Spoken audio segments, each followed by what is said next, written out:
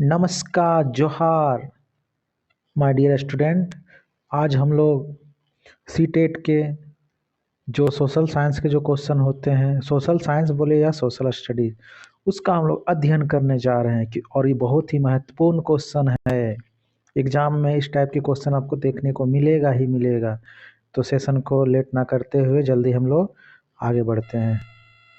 देखिए, पहला क्वेश्चन आपके सामने आ रहा है ना। समुद्रगुप्त को किस वाद्य यंत्र को बजाते हुए सिक्कों पर दिखाया गया है ना। समुद्रगुप्त को वाद्य यंत्र को किस वाद्य यंत्र को बजाते हुए सिक्कों पर दिखाया गया है। तो हम लोगों ने देखा है कि समुद्रगुप्त को बीना बजाते हुए देखा गया है। क्या बजाते देखा गया है दोस्तों? बीना बजाते हुए देखा गया सिक्कों पर, बीना बजाते हुए। तो आपका सही उत्तर हो जाएगा बीना बजाते हुए। आगे देखते हैं हम लोग नेक्स्ट क्वेश्चन की ओर, है ना। बीना बजाते हुए देखा गया है। अगली क्वेश्चन की ओर चलते हैं। सामाजिक विज्ञान संकेत करता है, सामाजिक विज्ञान संकेत करता है किसकी ओर संकेत करता है? तो सामाजिक सभाओं में जाकर, पहले विज्ञापन समझ रहे हैं, विज्ञापन, एडवर्टाइजमेंट। तो सोशल साइंस का जो एडवर्टाइजमेंट है, जो सोशल एडवर्टाइजमेंट किसकी ओर इंडिकेट करता है? तो हम लोग ऑप्शन के देखते हैं, ऑप्शन को हम लोग रीड करके एक नंबर देखते हैं। सामाजिक सभाओं में जाकर विज्ञापन बनाने की तरफ, मतलब जहाँ सामाजिक सभा हो रहा है वहाँ जाकर विज्ञापन बनाने की तरफ। विज्ञापन बनाने में समाज के भिन्न भागों के लोगों को शामिल करने की तरफ।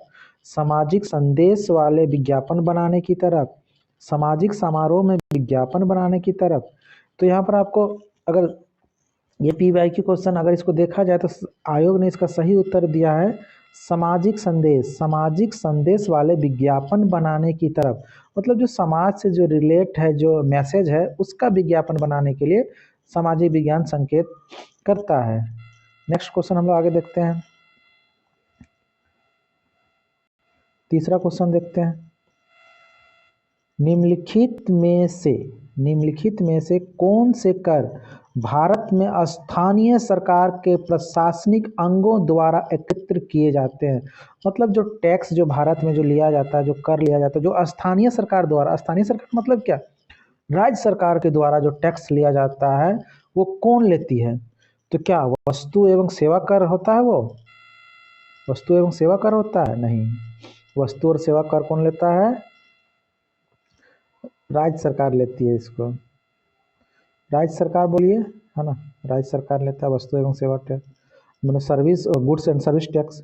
जल कर, देखिए जल कर जो होता है वह लोकल, जो स्थानीय सरकार होता है उसके द्वारा लिया जाता है। संपत्ति कर ये भी लिया जाता है ना। प्रॉपर्टी जो टैक्स है वो भी लिया जाता है, किसके द्वारा? स्थानीय सरकार द्वारा। आयकर जो है वह केंद्र सरकार के द्वारा लिया जाता है। और आयकर जिसको बोला जाता है डायरेक्ट टैक्स, क्या बोला जाता है? डायरेक्ट टैक्स बोला जाता है इसको। तो हम लोग ऑप्शन के थ्रू चलते हैं। तो हम लोग को ऑप्शन में क्या मिलेगा? हम लोग को क्या क्या सही हुआ? जल और संपत्ति, मतलब बी और सी ऑप्शन वाले जो होंगे वे हमारे सही उत्तर होंगे। और बी और सी हम लोग कितना किस में देखने को मिल रहा है? डी में देखने को मिल रहा है। तो क्या क्या हो गया इसमें? जल कर और संपत्ति कर वो स्थानीय सरकार के प्रशासनिक अंगों द्वारा एकत्र किए जाते हैं, याद रखिएगा इसको, है ना। अगले क्वेश्चन की ओर चलते हैं हम लोग। हाँ, अब देखिए कथन जल जो है ना बहुत ज़्यादा एग्जाम में पूछने लगा, सीटेट का हो या नेट का हो, जिस किसी का भी एग्जाम हो, अब बहुत ज़्यादा तार्किक प्रश्नों को पूछा जाने लगा है।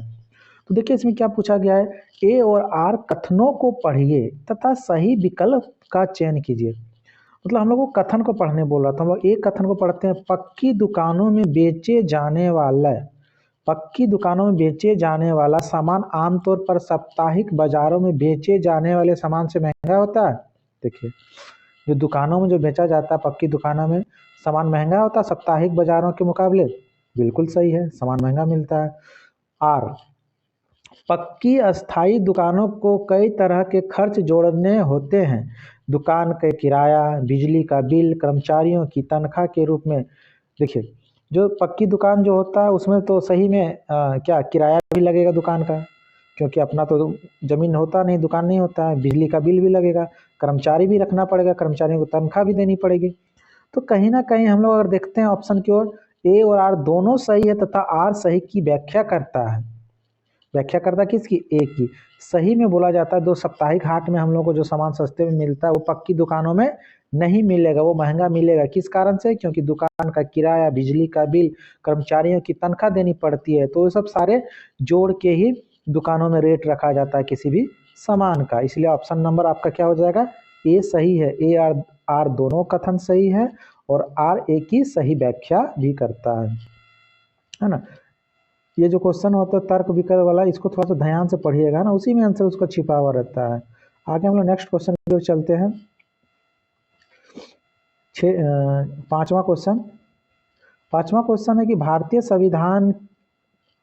संविधान के अनुच्छेद 22 के अंतर्गत निम्नलिखित में से कौन से गिरफ्तार हुए व्यक्ति को आश्वस्त मौलिक अधिकार नहीं, देखिए यहाँ पर मौलिक अधिकार नहीं है, इसको ध्यान रखिएगा, मौलिक अधिकार नहीं है। क्या मौलिक अधिकार नहीं है? ये ध्यान रखिएगा, मौलिक अधिकार है ये नहीं देखना, नहीं को हम लोग को देखना है ना। देखिए ऑप्शन नंबर ए में पढ़िए, गिरफ्तारी के समय व्यक्ति को ये जानने का अधिकार है कि गिरफ्तारी किस कारण से की जा रही है, ये मौलिक अधिकार है आपका। दूसरा देखिए, गिरफ्तारी के 24 घंटों के भीतर मजिस्ट्रेट के सामने पेश होने का अधिकार, बिल्कुल सही है कि आप किसी को गिरफ्तार किए, उसको 24 घंटे के अंदर मजिस्ट्रेट के सामने पेश होने का अधिकार है, ये मौलिक अधिकार में। पुलिस हिरासत में दिए गए इकबालिया बयान को अभिलिखित करने की जरूरत है और इसका इस्तेमाल या प्रयोग आरोपी के विरुद्ध सबूत के तौर पर किया जा सकता है, ये नहीं होगा, ये नहीं, इकबालिया बयान ले ही नहीं सकता है, वो 24 मजिस्ट्रेट के पास उसको पेश करना ही होगा। डी नंबर देखते हैं, 15 साल से कम उम्र के बालक और किसी भी महिलाओं को केवल सवाल पूछने के लिए थाने में नहीं बुलाया जा सकता, ये भी मौलिक अधिकार है। तो कौन सा मौलिक अधिकार नहीं है हमारा? Option number C, option number C नहीं है। देखिए हम लोग को मौलिक अधिकार के बारे में जानना होगा। देखिए मौलिक अधिकार क्या है? गिरफ्तारी, जब कोई व्यक्ति गिरफ्तार करने के लिए जब पुलिस आता है तो आपको ये जानने का अधिकार है कि वह किस कारण से गिरफ्तारी की जा रही है, और गिरफ्तार व्यक्ति को 24 घंटे के भीतर मजिस्ट्रेट के सामने पेश करना पड़ता है, ये अधिकार है हम लोगों का, मौलिक अधिकार है। और 15 साल से कम उम्र के बालक और किसी भी महिला को केवल सवाल पूछने के लिए थाने में नहीं बुलाया जा सकता है, ये हमारा मौलिक अधिकार है। हम लोग का मौलिक अधिकार कौन नहीं है? तो पुलिस हिरासत में दिए गए इकबालिया बयान को अभिलिखित करने का जरूरत है। आगे देखते हैं हम लोग,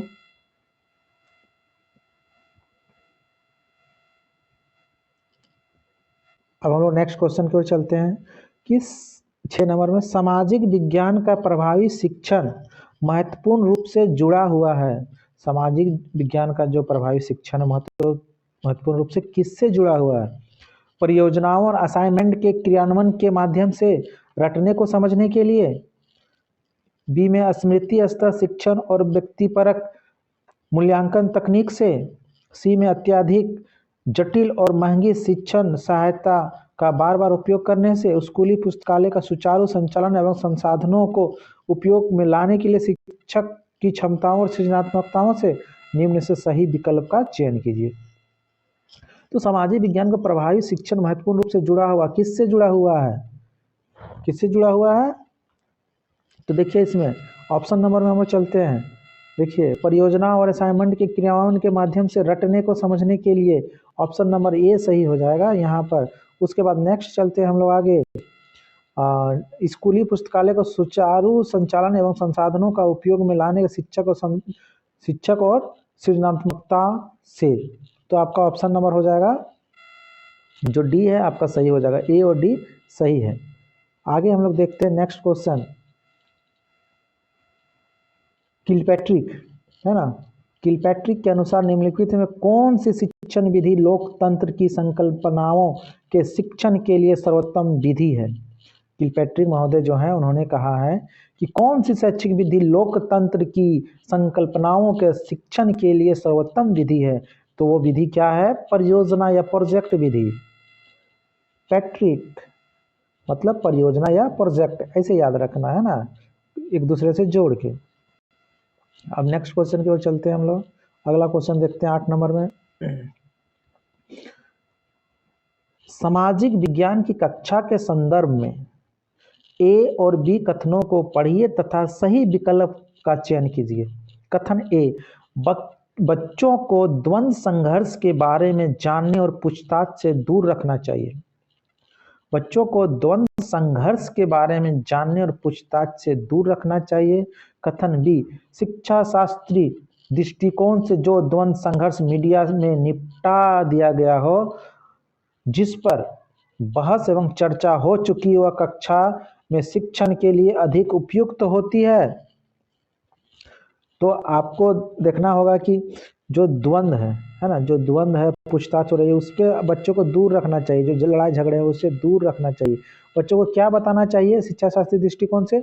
जो द्वंद्व संघर्ष मीडिया में निपटा दिया गया, मीडिया के द्वारा उसको निपटा दिया गया, जिस पर बहस और चर्चा हो चुकी है, वह कक्षा में शिक्षण के लिए अधिक उपयुक्त होगा, है ना। तो इसका सही उत्तर क्या हो जाएगा?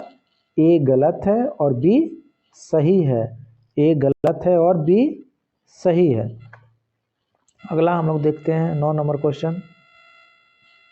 हाँ, सामाजिक विज्ञान की कक्षा में किस प्रकार के शिक्षा शास्त्र का अनुसरण किया जाना चाहिए? सामाजिक विज्ञान की कक्षा में किस प्रकार के शिक्षा शास्त्र का अनुसरण किया जाना चाहिए? तो फर्स्ट में है प्राधिकारिक, बी में है तटस्थ एवं संवेदनशील, सी में है पारंपरिक और डी में है पक्षपातपूर्ण एवं विभेदात्मक। तो इसका सही जो उत्तर हो जाएगा 9 नंबर का जो हो जाएगा वो आपका हो जाएगा ऑप्शन नंबर बी, तटस्थ एवं संवेदनशील। ऑप्शन नंबर बी आपका सटीक उत्तर हो जाएगा। आगे हम लोग देखते हैं 10 नंबर क्वेश्चन की ओर हम लोग चलते हैं। हाँ, क्वेश्चन थोड़ा सा लेंदी है लेकिन एग्जाम में इसी टाइप का पूछा जाता है ना, तो उसी के अकॉर्डिंग हमने क्वेश्चन को फ्रेमिंग की है। 10 नंबर क्वेश्चन में बोला जा रहा है कि सामाजिक विज्ञान की कक्षा में चार्टों, यहाँ चार्ट होगा ना, चार्ट जो होता है, चार्ट पेपर जो बनाया जाता है, जो मॉडल वॉडल बनाया जाता है ना, चार्टों, रेखा चित्रों, समय सीमाओं तथा मानचित्रों का प्रयोग इसके अधिगम को बनाता है, मैंने सीखने को बनाता। सामाजिक विज्ञान की जो कक्षा होती है उसमें चार्ट पेपर, रेखा चित्रों तथा सीमाओं तथा मानचित्रों का प्रयोग इसके अधिगम को बनाता। अधिगम को क्या बनाता है? इसकी प्रकृति को और वैज्ञानिक बनाता है, इसकी प्रकृति की ओर वैज्ञानिक बनाता है। छात्रों के लिए भागीदारी पूर्ण तथा क्रियाशील होती है। काफ़ी समय लेने और उबाऊ वाला होता है? बिल्कुल नहीं होता है। ज़्यादा संगठित होता है, सही आंसर। विचारों एवं संकल्पनाओं के विकास में सहयोगी होता है। मतलब आपका option number A B D E आपका सही हो जाएगा। तो हम लोग देखते हैं ए बी डी ई, मतलब आपका ऑप्शन नंबर हो जाएगा सी सही। ए बी डी ई होता है, ज़्यादा समय नहीं लेता है, चार्ट मॉडल रहता है। तो आगे हम लोग देखते हैं नेक्स्ट 11 नंबर क्वेश्चन देखते हैं। निम्नलिखित में से कौन सा पूर्वाग्रह की संकल्पनाओं को समझाने के लिए उपयुक्त उदाहरण होगा? मतलब पूर्व में जो पूर्वाग्रह है की संकल्पना, उसको समझाने के लिए उपयुक्त उदाहरण क्या होगा? तो उपयुक्त उदाहरण आपका हम लोग ऑप्शन देखते हैं। लोग एक दूसरे को बराबरी समान रूप से देख रहे हैं। लोग अनेक लोगों को नकारात्मक रूप से देख रहे हैं। लोग एक दूसरे को सम्मान कर रहे हैं, सम्मान मतलब रिस्पेक्ट कर रहे हैं। श्रेष्ठता एवं हीनता की भावना, सही विकल्प पर चयन कीजिए। तो हम लोग देखते हैं लोग एक दूसरे को नकारात्मक रूप से देख रहे हैं। क्या देख रहे हैं? नकारात्मक रूप से देख रहे हैं एक दूसरे को, पूर्वाग्रह की। उसके बाद है नकारात्मक रूप से देख रहे हैं, और ऑप्शन नंबर डी जो है श्रेष्ठता एवं हीनता की भावना, ये आ रहा है हम लोगों के अंदर। क्या क्या आ रहा है? एक नकारात्मक रूप से देख रहे हैं और श्रेष्ठता एवं हीनता की भावना आ रही है। किसके कारण आ रही है? पूर्वाग्रह की संकल्पना के कारण आ रही है। अब देखते हैं राज्य सरकार का कार्यकारी प्रमुख होता है ना, स्टेट गवर्नमेंट का जो कार्यकारी प्रमुख कौन होता है? तो हम लोग सभी जानते हैं कि जो कार्यकारी जो होता है, प्रमुख होता है, वह हमारा राज्यपाल होता है। क्या कौन होता है? राज्यपाल होता है। सही उत्तर हो जाएगा राज्यपाल। आगे हम लोग देखते हैं नेक्स्ट क्वेश्चन को, 13 नंबर। भारत द्वारा निम्नलिखित में कौन सी सरकार की व्यवस्था को चुना गया है? भारत द्वारा निम्नलिखित में से कौन सी सरकार की व्यवस्था, मतलब किस तरह की सरकार की व्यवस्था को चुना गया है? तो किस तरह की व्यवहार व्यवस्था को चुना गया है? तो संसदीय एवं संघीय, है ना, संसदीय एवं संघीय व्यवस्था को चुना गया है। आगे हम लोग देखते हैं नेक्स्ट क्वेश्चन। हाँ, निम्नलिखित कथनों को पढ़िए और सही कथनों का चयन कीजिए। भारत में 60% परिवार खेतीहर मजदूरों के रूप में काम कर रहे हैं। गांव में सीमित आय, बी नंबर ऑप्शन में, गांव में सीमित आय उपार्जन के अवसर के चलते खेतीहर मजदूर दूरवर्ती स्थानों पर प्रवास करते हैं। किसानों से नियमित रोजगार की चाहत में खेतीहर मजदूर बाजार में प्रचलित वेतन से कम वेतन स्वीकार करते हैं। सही विकल्प का चयन कीजिए। तो अगर हम लोग सही विकल्प का चयन करते हैं तो हमारा देखिए जो है कि ऑप्शन नंबर हो जाएगा हमारा कि गांव में सीमित आय उपार्जन के अवसर के चलते, है ना। गांव में जो होता है कि आय का जो उपार्जन करने का वो सीमित अवसर होता है। मतलब कि जैसे कि गांव में खेती होती है, तो खेती होती है तो कौन कौन महीने में खेती होती है? एक बरसात के महीने में, सावन के महीने में, और एक अगहन के महीने में धान काटने में। तो बाकी जो दिन रहता है मजदूर वो बेकार रहता है, इसीलिए वो क्या करता है कि दूरवर्ती स्थानों में मजदूरी करने के लिए चला जाता है, प्रवास करता है। उसके बाद है किसानों से नियमित रोजगार की चाहत में खेतीहर मजदूर बाजार में प्रचलित वेतन से कम वेतन स्वीकार करते हैं। और वे कहाँ चले जाते हैं? बाजारों में चले जाते हैं। और जो बाजार में जो वेतन चल रहा है उससे कम वेतन पे भी काम करने को स्वीकार कर लेते हैं, क्योंकि उनके पास रोजगार की संभावना ज़्यादा नहीं है, ज़्यादा विकल्प नहीं है, इसीलिए। नेक्स्ट क्वेश्चन की ओर हम लोग देखते हैं। नेक्स्ट क्वेश्चन है, हाँ, किसी देश में प्रजातंत्र की मजबूती के लिए आवश्यक है। किसी देश में प्रजातंत्र की मजबूती के लिए आवश्यक है, क्या आवश्यक है? नियमित रूप से चुनाव का आयोजन? बिल्कुल नहीं। नियमित रूप से चुनाव होते रहना चाहिए। क्या होना चाहिए? हाँ, तो नियमित रूप से चुनाव होना चाहिए। जो 5 साल जो है सरकार का चुनने का, वो होना चाहिए, है ना। उसके बाद है निर्णय प्रक्रिया में जनता की भागीदारी, मतलब कोई भी डिसीजन लिया जा रहा है तो उसमें जनता की भागीदारी है, जनता का योगदान है। उसके बाद है जागरूक जनमत, मतलब जो जनमत है, जो लोग हैं वो जागरूक हैं। समर्पित नौकरशाही, ये नहीं होता है प्रजातंत्र में, ये नौकरशाही वाला कॉन्सेप्ट नहीं आता है। तो किसी भी देश की प्रजातंत्र को मजबूती करने के लिए क्या चाहिए? नियमित रूप से चुनाव होना चाहिए, मतलब 5 साल में हो रहा है तो 5 साल में किसी भी हर हाल में होना चाहिए। निर्णय प्रक्रिया में जनता की भागीदारी होनी चाहिए, जागरूक जनमत होना चाहिए, तभी मजबूत प्रजातंत्र की नींव बन सकती है। नेक्स्ट क्वेश्चन देखते हैं हम लोग। हाँ, भारत के संविधान द्वारा भारत का वर्णन करने के लिए कौन से शब्द का उपयोग किया गया है? जो भारत के संविधान द्वारा, भारत का जो संविधान बना है उसमें भारत के संविधान द्वारा भारत को वर्णन करने के लिए कौन से शब्द का उपयोग किया गया है? तो कौन से शब्द का उपयोग किया गया है? भारत क्या है? भारत क्या है? राज्यों का संघ है। किसका है? राज्यों का संघ है। भारत जो है वो राज्यों का संघ है। नेक्स्ट क्वेश्चन देखते हैं हम लोग 18 नंबर, नहीं 17 नंबर। भोपाल गैस त्रासदी के उदाहरणों को लेकर की जाने वाली चर्चा में निम्न में से कौन सी मुद्दों के स्थान पाने की ज़्यादा संभावना है? जो भोपाल गैस जो रिसाव हुआ था, जो इतना बड़ा आपदा आई थी, तो उसको लेकर चर्चा की जानी चाहिए। तो देखिए, निम्न स्तरीय सुरक्षा उपाय, निम्न स्तरीय, है ना, निम्न स्तरीय जो हम लोग अगर चर्चा करेंगे तो क्या क्या कमियां पाई गई है? तो निम्न स्तरीय सुरक्षा उपाय मतलब सुरक्षा का पूरा बंदोबस्त नहीं किया गया था उस फैक्ट्री में। उसके बाद है कीटनाशकों का उत्पादन, क्या वहाँ कीटनाशकों का उत्पादन किया जाता था? तो वहाँ पर कीटनाशकों का उत्पादन नहीं किया जाता था, गैस वाला है, तो इसीलिए ऑप्शन नंबर जो बी है वो नहीं होगा। उसके बाद आगे हम लोग देखते हैं नेक्स्ट क्वेश्चन की ओर।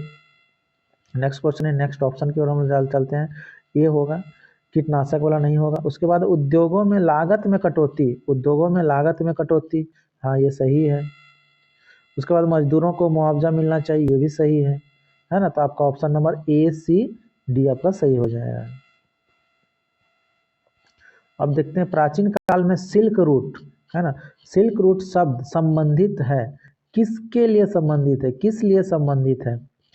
तो जो सिल्क रूट है वह किस लिए संबंधित है? चीन से दूसरे देशों में रेशम कपड़े को ले जाने वाला व्यापारियों की यात्रा मार्ग है।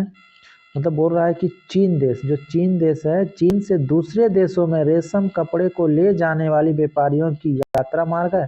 तो रूट मतलब क्या होता है? एक रास्ता ही होता है, एक यात्रा मार्ग ही होता है ना। तो चीन से दूसरे देशों में रेशमी कपड़ों को ले जाने वाला व्यापारियों का यात्रा मार्ग है ना। ये ऑप्शन नंबर ए आपका सही ऑप्शन है। नेक्स्ट देखते हैं, 12वीं शताब्दी के निम्नलिखित में से किस शिलालेख में रथकारों मतलब रथ निर्माताओं की स्थिति पर विचार किया गया है? कहाँ की 12वीं शताब्दी का बात हो रहा है। अब हम लोग इतिहास में आ गए हैं, तो देखते हैं कि बादामी चालुक्य, बोलुमुआ पट्टी, नंदी बसवेश्वर, तो इसका सही उत्तर हो जाएगा उय्याकोंडन उदयार, है ना। अजीब सा नाम है, इसी में किया गया था, रथकारों का निर्मित चित्रण किया गया था, है ना। अब हम लोग देखते हैं 20 नंबर क्वेश्चन, अपनी पुस्तक स्त्री पुरुष तुलना में ताराबाई शिंदे ने आलोचना की है, किसकी आलोचना की है?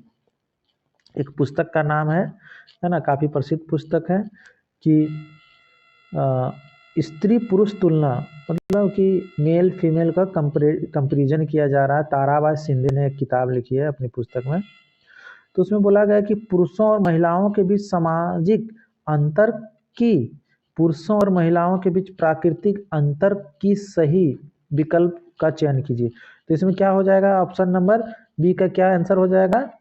केवल ए। इसमें क्या किया गया है कि पुरुषों और महिलाओं के बीच सामाजिक अंतर की आलोचना की गई है ना। 21 नंबर क्वेश्चन हम लोग देखते हैं, निम्नलिखित में से कौन सा एक महाजनपद के शासकों द्वारा वसूल किए जाने वाला नियमित कर नहीं है? नियमित कर नहीं है, तो नियमित कर इसमें क्या कौन नहीं है? तो इसमें देखिए, फसल पर कर लिया जाता है, शिल्पकारों पर कर लिया जाता है, चरवाहों पर कर लिया जाता है, लेकिन परिवार पर कर नहीं लिया जाता है ना। परिवार पे कर नहीं लिया जाता। महाजनपदों और शासकों का बात हो रहा है, तो परिवार पे कर नहीं लिया जाता, फैमिली टैक्स नहीं लिया जाता है। अगला क्वेश्चन देखते हैं हम लोग 22 नंबर में, निम्नलिखित में से कौन सा नारा श्री नारायण गुरु द्वारा दिया गया है? श्री नारायण गुरु द्वारा दिया गया है ना, श्री नारायण गुरु द्वारा दिया गया है। तो क्या दिया गया है? 22 नंबर का हम लोग देखते हैं, मानवता की एक जाति, एक धर्म, एक ईश्वर है। सही बात है कि मानवता की एक जाति होती है, एक धर्म होता है, एक ईश्वर होता है।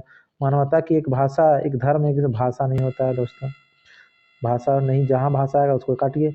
मानवता की एक धर्म और ईश्वर होता है, तो एक जाति भी होता है। तो ऑप्शन नंबर ये आपका ऑप्शन नंबर ए सही हो जाएगा। अब हम लोग चलते हैं 23 नंबर क्वेश्चन में। हाँ, पृथ्वी के संदर्भ में निम्न कथनों पर विचार कीजिए। पृथ्वी का कक्षीय समतल के साथ इसका अक्ष 66 डिग्री का कोण बनाता है। बी ऑप्शन में है, पृथ्वी का अपने अक्ष पर घूमना परिक्रमण कहलाता है। ये ज्योग्राफी का क्वेश्चन है, तो 23 नंबर का हो जाएगा, सही उत्तर हो जाएगा ए सही है, बी गलत है। ए सही है, बी गलत है ना। घूमना परिक्रमण मतलब ये जो है वह सही ऑप्शन है कि पृथ्वी का कक्षीय समतल के साथ इसका जो अक्ष जो होता है वो 66 डिग्री का कोण बनाता है। पृथ्वी को अपने अक्ष पर घूमना घूर्णन गति कहलाता है ना। घूर्णन घूर्णन घूर्णन गति कहलाता है ना। परिक्रमण होता है परिक्रमा करने वाला, और घूर्णन गति के कारण ही दिन और रात होता है ना। दिन और रात होता है, और परिक्रमण गति के कारण सीजन चेंज होता है। अब हम लोग नेक्स्ट देखते हैं, अगले क्वेश्चन की ओर देखते हैं। हाँ, पृथ्वी अपने अक्ष पर 1 घंटे में कितने डिग्री का कोण बनाती है? पृथ्वी जो है अपने अक्ष पर 1 घंटे में कितने डिग्री का कोण बनाती है? तो वह बनाती है 15 डिग्री का कोण बनाती है अपने अक्ष पर। 1 घंटे में 15 डिग्री का कोण बनाती है। अगला क्वेश्चन देखते हैं दोस्तों हम लोग, 25 नंबर, निम्न में से कौन सा अलवण जल का स्रोत नहीं है? अलवण, देखिए यहाँ पर ध्यान से लीजिए, अलवण, लवण के बिना, लवण के बिना अलवण, लवण नहीं पाया जाता है, तो क्या हो जाएगा? स्रोत नहीं है, स्रोत पूछा रहा है, स्रोत भी पूछ रहा है, तो क्या हो जाएगा आपका 25 का ये महासागर। निम्न में से कौन सा अलवण जल का स्रोत नहीं है? तो महासागर, नदियों में लवण, ताल, यहाँ लग रहा है कुछ गड़बड़ी है, ऐसा से इसको चेक किया जाएगा, इसको रहने दीजिए इसी तरह 25 का, थोड़ा सा कन्फ्यूजन है इसमें। 26 में देखते हैं, अभिकथन ए, उच्च ज्वार नौ संचालन में सहायक होता है। उच्च जो ज्वार उठता है, ज्वार मतलब ज्वार भाटा जो समुद्रों में जो लहर जो उठती है, वो क्या हुआ? नौ संचालन में सहायक होता है। कारण बी, उच्च ज्वार जल स्तर को तट की ऊंचाई पर पहुंचाते हैं, जो जहाजों को बंदरगाह तक पहुंचाने में सहायक होते हैं। निम्न में से सही कथन का चुनाव करें। तो देखिए ऑप्शन नंबर ए देखते हैं हम लोग, दोनों ए और आर सही है, दोनों ए आर सही है, आर सही की व्याख्या करता है ना, नौ संचालन के लिए सहायक होता है जिसमें ज्यादा ज्वार भाटा होता है। अब हम लोग देखते हैं नेक्स्ट क्वेश्चन। हाँ, निम्न में से किस घटना का असम राज्य के साथ अत्यंत महत्वपूर्ण संबंध है? मतलब कौन सी ऐसी घटना है जो असम राज्य के लिए एक महत्वपूर्ण है? तो कौन सा वहां पर आंदोलन हुआ था, क्या हुआ था? तो 27 का देखते हैं, स्वदेशी आंदोलन हुआ था वहां पर, क्या हुआ था? स्वदेशी आंदोलन हुआ था असम में। नेक्स्ट क्वेश्चन देखते हैं, निम्नलिखित कथनों ए बी सी पर विचार कीजिए तथा सही विकल्प का चुनाव कीजिए। कर्क रेखा व मकर रेखा के बीच के क्षेत्र को शीतोष्ण कटिबंध कहा जाता है। मकर रेखा और कर्क रेखा के बीच के क्षेत्र को शीतोष्ण कटिबंध कहा जाता है। ताप कटिबंध का वर्गीकरण समान देशांतरों के आधार पर किया जाता है। शीत कटिबंध में सूर्य की किरणें तिरछी पड़ती है, तो आप देखिएगा ऑप्शन नंबर सी ही सही है, ऑप्शन नंबर सी ही सही है, शीत कटिबंध में सूर्य की किरणें तिरछी पड़ती है, ऑप्शन नंबर सी इसका सही उत्तर है, बाकी सब गलत हो जाएगा। देखिए निम्नलिखित कथन ए बी सी पर विचार कीजिए और सही, अच्छा ये तो इसी का है, हाँ ये तो हो गया। अच्छा, निम्न में से बेमेल बेमेल बेमेल को छांटिए, जो इसमें मेल नहीं, अलग है वो, ये चारों में जो अलग है, सबसे अलग है, तो क्या हो जाएगा? तो सबसे पहले हम लोग देखते हैं कि संवहनीय वर्षा होती है, पर्वतीय वर्षा होती है, चक्रवातीय वर्षा, ज्वारीय वर्षा होती है कहीं? नहीं होता। तो ऑप्शन नंबर आपका 29 का डी आपका सही उत्तर हो जाएगा, ऑप्शन नंबर डी आपका सही उत्तर हो जाएगा। नेक्स्ट देखते हैं और आज का लास्ट क्वेश्चन देखते हैं कि ज्वार भाटा के संबंध में कौन सा कथन सही है? जो ज्वार भाटा के संबंध में कौन सा कथन सही है? निम्न ज्वार नौ संचालन में सहायक होता है। उसके बाद है महीने में 2 बार महासागरीय जलों का उठना एक गिरना ज्वार भाटा कहलाता है। जब जल अपने निम्नतम स्तर तक आ जाते हैं तथा तट से पीछे चला जाता है उसे ज्वार कहा जाता है। सूर्य व चंद्रमा के शक्तिशाली गुरुत्वाकर्षण बल के कारण पृथ्वी की सतह पर ज्वार भाटे आते हैं। तो आपका ऑप्शन नंबर डी सही हो जाएगा। तो ये था आज का 30 गो मोस्ट इम्पोर्टेंट क्वेश्चन।